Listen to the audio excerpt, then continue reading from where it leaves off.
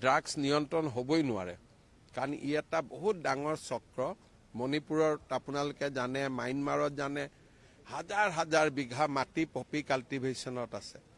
গতিকে এই যুঁজটো দীৰ্ঘদিনীয়া যুঁজ এইটো এটা দুটা দিনত জিকিব পৰা যুঁজ নহয় ই দীৰ্ঘদিন ধৰি তাক লাগি থাকিব লাগিব 10 বছৰ 20 বছৰ আপুনি সংগ্ৰাম কৰি থাকিব লাগিব ড্ৰাগছটো এনেকুৱা বস্তু সামান্য পেকেট এটা পকেটত লৈ আহিব কোনেতো সন্দেহো নকৰে সেইকাৰণে এই যুঁজখন এনেকুৱা যুঁজ যে ইয়াত ৰিজাল্ট 2 বছৰ 3 বছৰ কাৰণে নহয় দীৰ্ঘম্যাদী এটাৰ পিছত এটা কেছ ধৰি তেওঁলোকক ফাইনেন্সিয়েলি উইক কৰি দিব লাগিব হেণ্ডলাৰবিলাক ধৰিব লাগিব